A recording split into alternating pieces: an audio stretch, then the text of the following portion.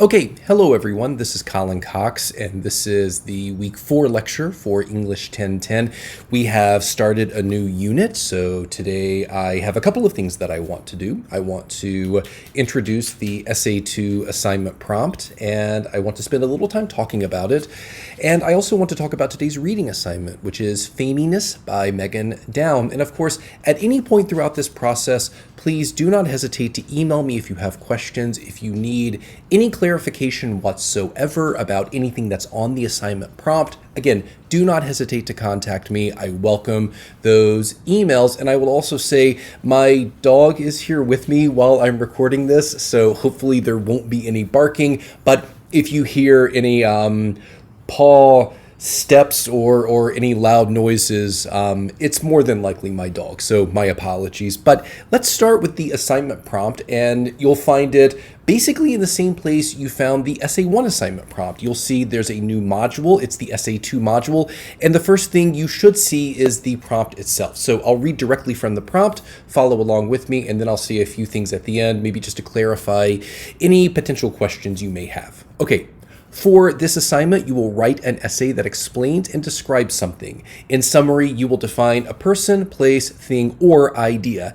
As we discussed during Essay Unit 1, utilize personal experience as a means of definition and classification.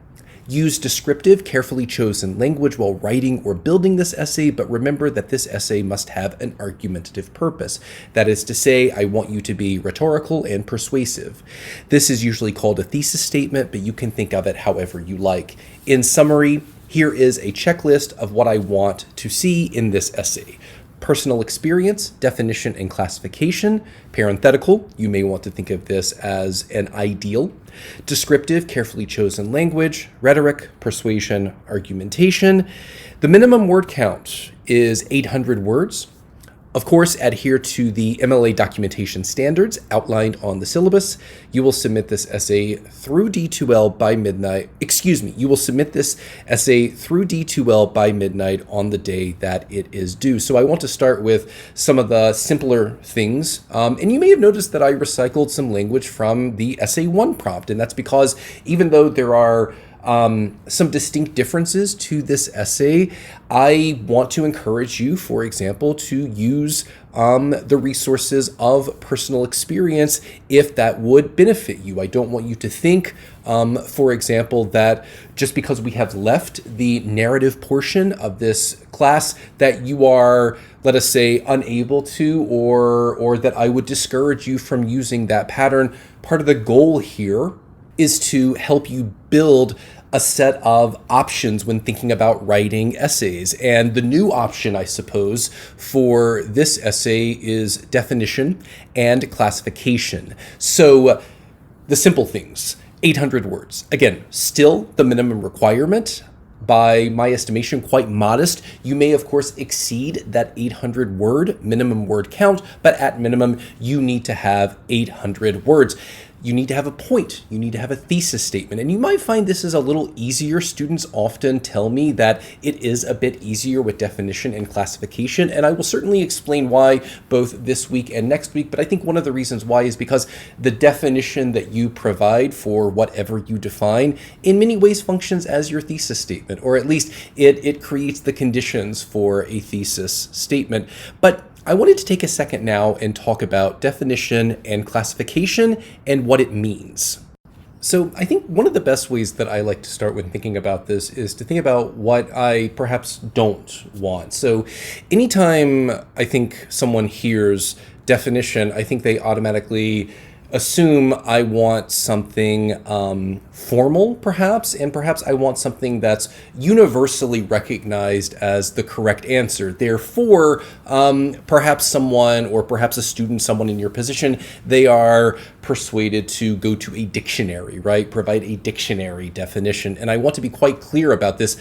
That is not what I want. I think part of the point here, both with this essay and with really anything I want you to write in this class, I don't care what Some generic dictionary says, for example, school is, I want to know what you think it is. And again, your experiences will inform those definitions. So if thinking about, well, what does it mean to write a definition essay? I always like to start with what it's not. It's not simply a dictionary definition. In fact, I would strongly encourage you, whatever you choose or select, don't even think about a dictionary. Don't even go to a dictionary. That doesn't matter. Something else you may have noticed from the prompt that I think might clarify what I want to see here, and again, at this point, we are just in the brainstorming stages. You'll see that I've listed person, place, thing, or idea, and that is all perhaps potentially quite broad, and that's not necessarily a problem.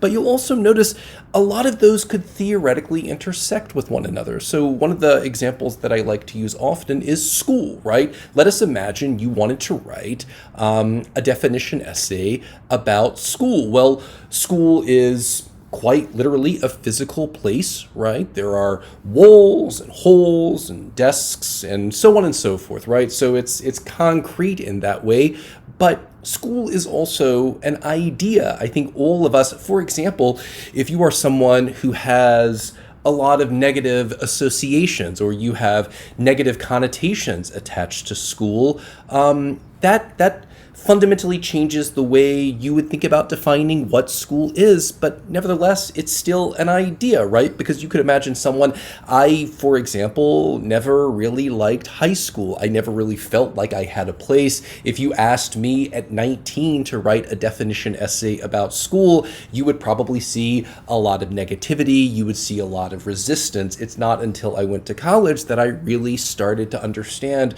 the value of education. I felt like I had a place. Everything started to make a bit of sense, and there are distinct reasons why, but at the end of, for example, my bachelor's degree, if you asked me to do the same thing, right, write a definition essay about school, I would have far more positive associations with it. So don't think for a second that you should retreat from your experiences. They help to inform how you define things.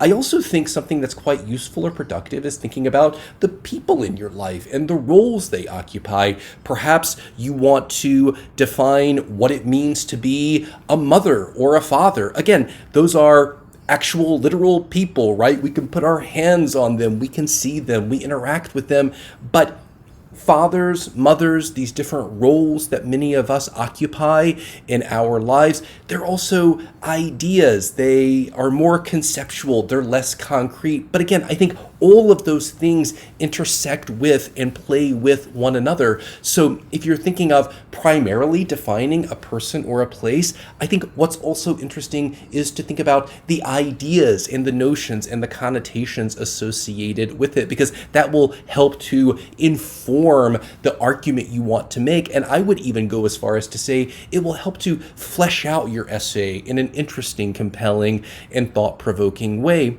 And you'll see, again, in the second paragraph, I mentioned this earlier, but I want to return to it. Of course, you will use carefully chosen language, a lot of showing and not telling, but you need to have some kind of argumentative point. You need to make some point. You need to develop some idea or some argument. You need to stake some kind of a claim. You need to have a take, right? And I think the reading assignment that I want you to do for this week is an excellent example of how to do that. But again, and I said this earlier, but I think it's worth repeating. When you think about offering a definition, I think in a lot of ways the definition you offer could operate as your thesis statement, or it could certainly go a long way into articulating your thesis statement or helping you articulate your thesis statement. So I think as far as the prompt is concerned, that's all I want to say for now. Please check the due date, because you certainly don't have nearly as much time with this essay as you had with essay 1, and that's true and consistent with the following 2 essays, so keep that in mind. But of course, you can always submit a rough draft to the correct folder. You will see there's a distinct essay 2 rough draft folder, so when you do that, please ensure that you submit to the correct location. Okay, with all of that said, let us transition to Megan Daum and her essay Faminess, which I asked you to read for this week. So one of the things you might have noticed if you looked at the title was the publication date. So Megan Daum, who's a writer I really like, whose career I followed with particular interest, she wrote this essay back in 2007, which is approximately 15 years ago. And you might think, my God, she's no George Orwell, and she's not, and I don't think she would ever claim to be. But why, you might ask, why would I ask you to read something that someone published in, the LA Times maybe 15 years ago? And one of the reasons why I consistently ask students to read this essay, and one of the reasons why I teach it, is for a simple reason. I have a simple reason, which is, do we think Daum's argument, which is to say her point, her definition of fame, which she describes as faminess, do we think it's still relevant today? Because part of what I find so interesting about this essay, back in 2007, internet culture, as we understand it today, was in its infancy in many ways. A lot of the ways that we think about being an internet celebrity, it was in its again, it was a kind of genesis around 2007. So Megan Daum, she's not just reacting to, and I think this is what's so important, she's not just reacting to something that exists, but in many ways she's reacting to something that will exist. And I like to use this essay as a kind of barometer. Do we think Daum was right? Was her analysis, and by extension of that, her forecast, was it correct? Or do you think, after reading this, that she got some things wrong, that her analysis, that her diagnosis of, in particular, internet culture, it's just fundamentally wrong? And I think she does some interesting things with tone in this essay to potentially protect herself maybe from criticism or certain critiques that would maybe define her as a dinosaur, and I think she even uses that terminology. And I think this is important to acknowledge as well, while a lot of the references she makes in this essay, I think she references, for example, MySpace, celebrities like Sting. You might say, I have no idea who the hell that is. I totally understand. I think certainly those references may not age quite so well, but to be quite frank with you, those kinds of references never age well in popular media. My God, for example, in the Sean Connery James Bond film Dr. No, he says something critical of the Beatles, and this was in the early 60s. I think he says something about he could only listen to the Beatles with earmuffs, right? And the Beatles are by many accounts one of the greatest bands of the 20th century, if not the history of rock and roll. So hot take, Sean Connery's James Bond got it wrong. But I would encourage you simply to maybe ignore some of those references and pay closer attention to the particulars of the argument she wants to make. Because again, I think it's quite smart,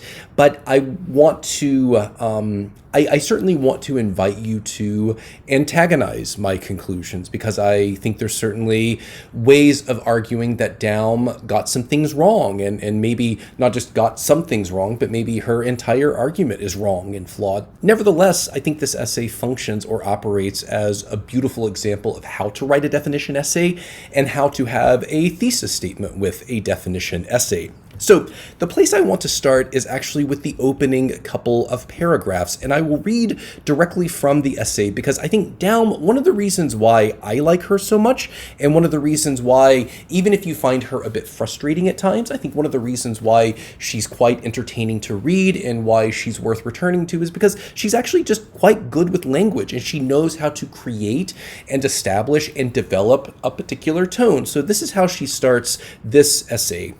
Why is it that most celebrities in the culture today are people I've never heard of? I always thought fame had to do with being well known to the public, with being easily recognized on the street, with being, famous. If you ask me to name some famous people, I might offer up examples such as Bill Clinton, Meryl Streep, and Sting. If I spotted any one of them at the supermarket, it would probably warrant a call to my best friend to report what brand of peanut butter they were buying. But these are also people who would never go to the supermarket. The reason is that celebrities, at least according to my definition, don't buy their own groceries. They have their assistants do it, or they order special deliveries from organic farms, or more likely, they don't eat at all. That's because they're not quite real people. which is exactly why we love them. Or at least we used to.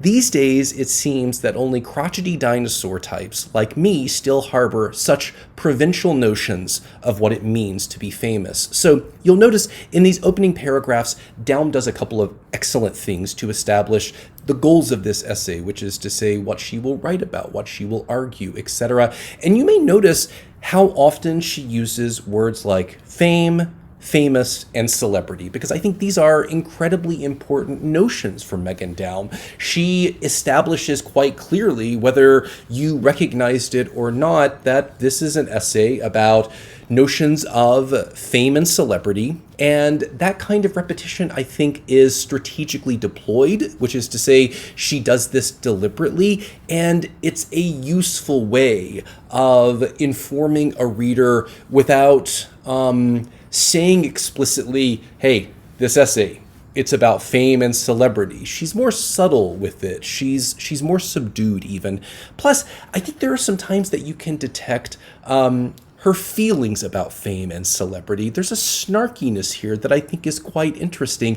And again, that's part of what is both compelling about Megan Daum, but also what can be alienating about her, because you almost get the sense, especially if you disagree with her, that maybe she's talking down to you. And I certainly don't think that's what she wants to do, and I think this is important, all good essays with interesting and provocative ideas should provoke a reader in some way. You should start to feel a little uncomfortable at times, and that's not inherently a bad thing. Again, I think the mark of a great essay is its ability to make you feel uncomfortable. But something else that's really interesting here is she's not just cluing us, the reader, in to what she ultimately wants to write about. She's also giving us a sense of how she defines her topic. And for her, it seems, at least here initially, fame is exclusivity. And she'll certainly explore this idea in a little more detail. It's not just exclusivity for exclusivity's sake. She has more to it. But I think that's important as well, right? Establishing not only what this essay is about, but also her orientation toward her topic. For Megan Daum, exclusivity is such an important part of what it means to be a celebrity. And finally, and I mentioned this a little earlier when she defines herself as a dinosaur, I think this is one of the more interesting things Daum does. She gets a bit ahead of her reader and maybe even ahead of potential critiques, right? You could imagine someone reading an essay like this and just dismissing it and saying, oh, that's just some old person, okay, boomer, whatever, you don't understand the culture today, therefore it must be inherently bad. But I think that bit of acknowledgement, at least I would ask you, what do you make of that? Because it seems to suggest that she has a kind of awareness. She knows that what she argues or wants to argue in this essay may, for lack of a better phrase, fly in the face of what her reader thinks. And so by getting ahead of that criticism, by even having a bit of fun with herself, right? I'll read it again. She describes herself as a crotchety dinosaur type. I think that's really quite smart and quite interesting. And it does the work of giving us a sense that even if we disagree with her, maybe we can trust her, right? Because she has a degree of self-awareness. I think this is an important principle to understand when writing. Do you know and understand maybe your inherent biases toward whatever topic you are writing about? And if you don't have that kind of an awareness, maybe you need to do a little more thinking before you write about something. It's important to understand what biases, what ideological preferences you bring to a topic, and I think Daum certainly does that. Now, in the next paragraph, I think, again, she's quite good at getting to the larger point she wants to make, but doing so quickly and efficiently. And this is what she writes. I know what you're thinking right about now. Here's another column about the vulgarity of contemporary celebrity culture with sentences that start with phrases like these days. Believe me, I feel your nausea. Again, I think this is important, and it's something that I just spoke about. I think it certainly helps us understand. It clarifies what she wants to write about. But again, it's also a moment where she discloses her presuppositions, and she's even having a bit of fun with herself, right? Believe me, I feel your nausea, right? Like this almost suggests that she's as uncomfortable about writing this essay as you are potentially reading it. And that's something that I find, again, quite interesting, compelling, and refreshing, because often people who write about culture, who write about it in these lofty, elevated ways, they seem to have no self-awareness of how they sound. And listen, I think to some degree we all lack self-awareness in that area, but I think you can see Daum making a good faith effort to have self-awareness. And I think that's so incredibly important. So earlier I spoke about how Daum, she does not simply associate fame or celebrity with exclusivity. She has a little more to it. And I think at the beginning of the paragraph, or with the paragraph that begins with "not so long ago," I think she offers a bit of clarity about how she wants to think about fame, celebrity culture, and how it's perhaps fundamentally different now, at least as she understands it. And this is what she writes. "Not so long ago, you had to make a pretty strenuous effort to become well enough known to register as famous. If you were an actor, you auditioned your butt off. If you were a musician, you played in clubs for no money. Part of the allure of fame was that access was limited. Part of the allure of fame was that access was limited. You pretty much had to show up regularly on network television, in studio movies, or on top 40 radio. However, because that playing field was relatively small, once you got there, it wasn't too hard to become a household name, if only for the allotted 15 minutes. Now, I'm not sure there's such a thing as a household name anymore. Instead of 15 minutes of fame, we get personalities who are famous in the eyes of maybe 15 people. Fame is no longer about reaching the masses, but about finding a niche audience somewhere." So Daum says several extremely important things, especially regarding her thesis. And the first is about this question of effort, right? Daum seems quite clear. For her, to be famous, one should exercise or demonstrate some effort. Fame for Megan Daum should not be easy. It should be a matter of hard work, diligence, perseverance, etc. And I'll leave it to you to decide what you think of that. But something else she says, and I must confess, even I don't fully agree with her here, quote, "Instead of 15 minutes of fame, we get personalities who are famous in the eyes of maybe 15 people." You know, I must confess, this is one of the things that I like about the let us say ubiquity of famous people, right? And there are different tiers and stages, etc. I like the idea that you can be extremely important to a couple of dozen people, because in the past it was a lot harder to do that, right? If you think about how social media platforms, for example, allow people to reach a much broader audience with fewer, if any, gatekeepers, we can certainly think of examples of this going horribly wrong. But I think the ones that are not, the ones that are quite productive, I think they're incredibly meaningful for people, right? Think about the social media personalities that you find engaging and endearing, who may not have millions or tens of millions or hundreds of millions of followers. They're just important to a couple of people. And I think there is something quite lovely about this, the idea that there are fewer gatekeepers. But for Megan Daum, I think she sees that as inherently troubling. She's skeptical of this idea that we should almost, if maybe she would disagree with this terminology, that we should democratize fame, because of course that creates a lot of problems, but I think it also creates a lot of interesting opportunities. But for, again, Megan Daum, I think this is important for her. She wants to think of fame in strict exclusive terms, and she wants it to be a matter of hard work. And you could almost imagine that Megan Daum really wants to celebrate the capital C celebrities, right? The uber celebrities. Those are the ones that she really seems to like and love and enjoy. But it's a lot harder to have those in this kind of a media environment.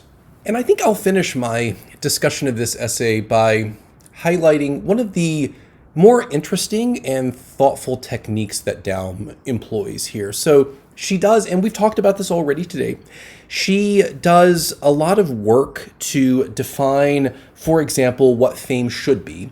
But I think the most useful tool she deploys when defining fame and celebrity is this term faminess, because at least structurally speaking, everyone, she's offering a definition of what fame should be by exploring what it should not be. And I think that's quite good, right? So she's using a negative to create a positive, which is to say she's telling us what fame should not be as a way of articulating what it should be. And this is what she said.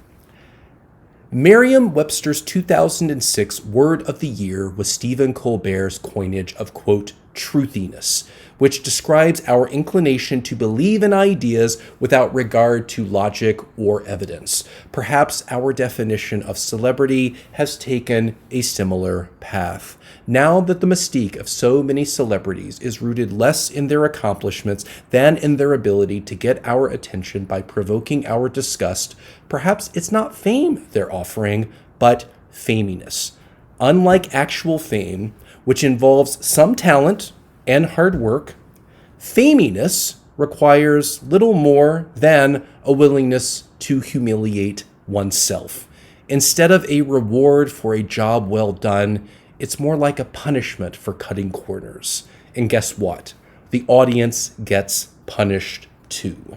So what I like about this, just to reiterate, is how she beautifully articulates what fame should be, which is to say her argument about fame, by defining what it should not be, right? Fame should not be, as Megan Daum understands it, faminess. It should not be someone becoming famous or celebrated because they provoke disgust, repulsion, etc. And again, I think for someone like Megan Daum, what she sees, and I mentioned this earlier, what she sees as so troubling with internet culture, if we just wanted to use that terminology, is how it seems to incentivize that kind of a gesture, right? It's not about working hard, at least according to Daum, right? I just want to be clear. It's not about working hard. It's about subjecting oneself to abject horrors, to provoking disgust and embarrassment. And I would want to pause here and just ask you if you think that's necessarily true. And I mentioned this when I started discussing this essay. Do we think that Daum's predictions about the future of internet culture as it helps us maybe understand fame and celebrity, do we think she's right? Is that how you think about what it means to be famous on the internet today? Is it about disgust and repulsion, or is Daum fundamentally wrong? Did she miss some things? And if so, what do you think she missed? Yeah, did she miss some things? And if so, what do you think she missed? But I would also say this term she